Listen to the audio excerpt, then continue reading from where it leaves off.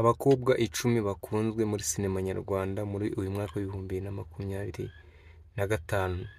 Buri bushize twaba twarebye video y'abakobwa beza bakunzwe cyane hano mu gihugu cy'u Rwanda bafite ubwiza budasanzwe. Tugiye kuba twarebera hamwe rero abakobwa beza muri sinema nyarwanda, si ugukina gusa, n'imico n'imyifatire byose birajyanye, bafite ubwiza budasanzwe bitewe n'uko bakitinga. So rero muri video turabagezaho abakobwa 10 beza kandi bakunzwe cyane muri sinema nyarwanda. Aba bose rero bafite ubwiza budasanzwe n'uburanga burenze bukurura imitima y'abantu bitewe n'abafana nuko bakitinga bigarushaho kugenda bakurura abantu.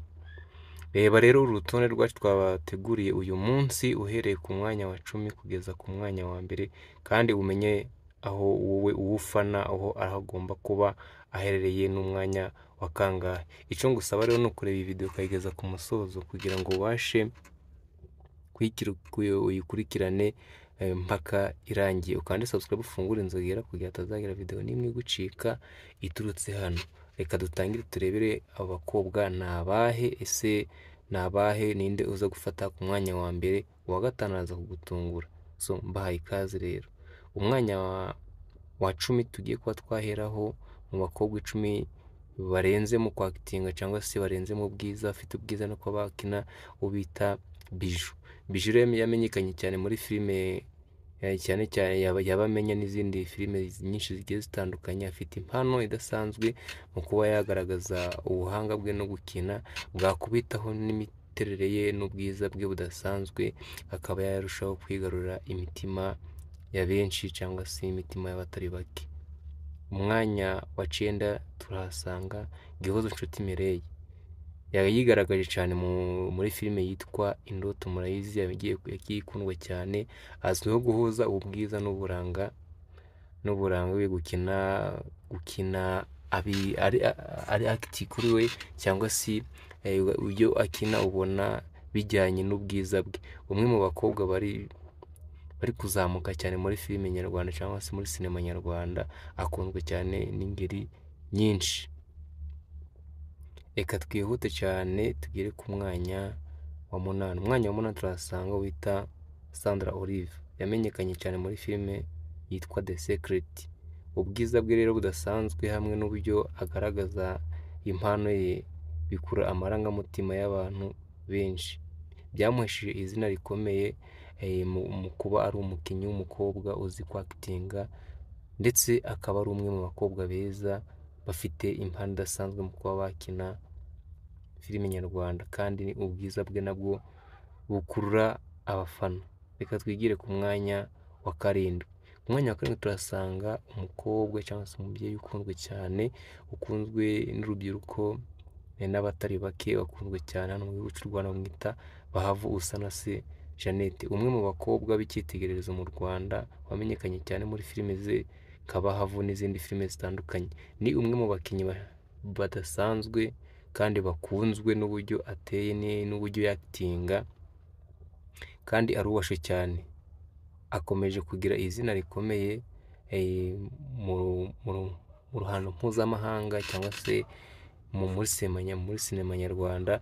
Byakugora cyangwa se byakuvuna kuba utazi uyu mukobwa bita Bahavu, kuko arazwi cyane, yitwa Bahavu Usanase Jeannette. Arakunzwe cyane, akunzwe n'abatari bake. Reka ku mwanya wa 5 tugiye kuhasanga Brenda. Brenda yagaragaje cyane muri filime Umuturanyi, yakunzwe, yigeze guhitinga cyane, na n'ubu ngubu iracyakunzwe, muri filime yakina na ba Clapton Kibonge, ndetse akundana na wa wundi mwese musanzwe mumenyereye. Afite imiterere rero iyoboye cyane. Niba ushaka kuja kusearchinga filime yitwa Umuturanyi uraza kumubonamo. Uyu mukobwa nawe afite impano idasanzwe, ndetse byagerekaho n'ubwiza bwe bigatuma akurura abafana.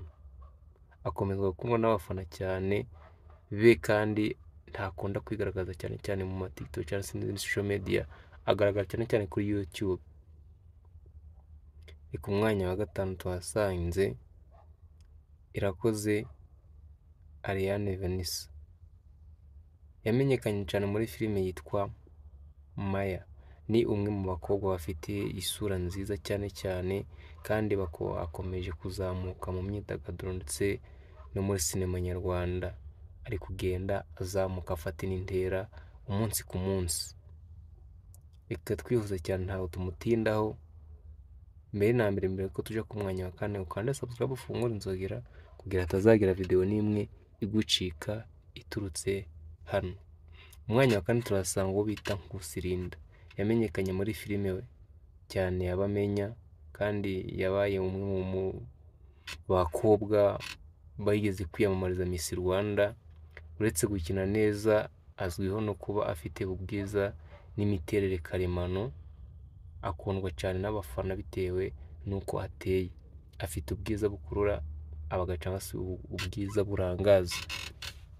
Ni umwe mu bakobwa twasanze kuri uru rutonde twabashije kuba twabategurira kitsinda rya Yude Empire TV. Reka umwanya wa gatandatu tuhasange Cyuzuzo Ange Muvunyi, yagaragaye cyane muri filime yitwa Indoto.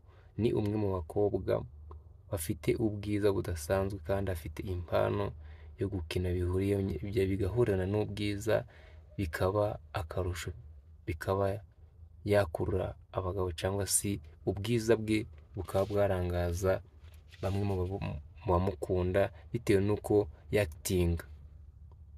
Uribaza umwanya wa kabiri tugiye kuba twahasanga nde? Nahawe rero banza ukande subscribe mbere ko tugiye dufata umwanya wa kabiri dushyira umwanya wa mbere, utange igitekerezo cyawe. Umwanya wa kabiri tugiye kuhasanga umukobwa amenyekanye cyane, ukunzwe n'abatari bake, uzwi cyane cyane mu bwiza budasanzwe ndetse akaba akina amafilime menshi agiye atandukanye. Turasanga Nyambo Jessica.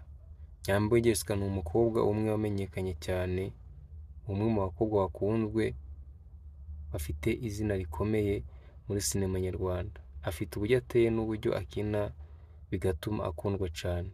Yakunze kumenyekana muri Kiramani, Nyambo ndetse n'izindi filime zitandukanye. Azwiho kwitonda ndetse no kuba acisha makeya. Ni umwe mu bakobwa bakunzwe cyane hano mu gihugu cy'u Rwanda. Afite filime yitwa Nyambo, muraza kusacinga kuri YouTube muze kuba mwayibona. Umwanya wa mbere uribaza tugiye kuhasanga ninde wowe utekereza ugiye gufata umwanya wa mbere? Reka ntabatindiye umwanya wa mbere tuwusange uwo bita Dusenge Kireriya, wamenyekanye nka Madederi. Azwi cyane cyane ku izina rya Madederi. Ni umwe mu bakinnyi b'abakobwa bafite izina rinini rikomeye muri sinema nyarwanda. Yagiye akina amafilime atandukanye, ariko iyo yakunze kugaragaramo niyo bita Papa Sava. Niho akunda gukina cyane kubera ko abantu benshi niho bagiye bamumenya muri sinema nyarwanda. Uyu mukobwa rero usibye kuba mwiza, n'uburyo yakitinga n'uburyo avuga, ubona yuko ibintu byose bigenda bihurirana. Aherutse gukorana indirimbo n'ikivugo, ni umwe vuga gukoranye na Juno Rumaga. Ubwo rero ni umwe mu bakobwa bazi kwakitinga kandi bafite impano idasanzwe. Urutonde twakoze ntago twashingiye kuri inde. Wowe ushobora gufata umwanya wa gatanu ukamugira uwa mbere, umwanya wa gatatu ukamugira uwo ushaka ko wamushyiraho bitewe nuko umufana. Ese hari uwo twaba twibagiwe tutashize muri iyi video? Ninde wagomba gufata umwanya wa mbere tutashizeho umwanya wa mbere? Ese uyu twashize ku mwanya wa mbere mwabonye aho ukwiye? Igitekerezo cyawe ntago gikura hica abandi. Ukande subscribe ufungure inzogera, hanyuma igitekerezo cyawe gishyira hasi muri comment kugira ngo ubutaha tuzagire abo tubazanira. Niba iyi video hari icyo umenya utaruzi cyangwa se wumva nawe wayisharinga abantu, yisharinge, hanyuma wibuke gukanda like, subscribe kugira ngo turusheho kuba umuryango mugari, dukomezanye turebe ibyiza biri imbere. So ndabakunda rero, kadure mu zindi video zitandukanye. Hasta la vista.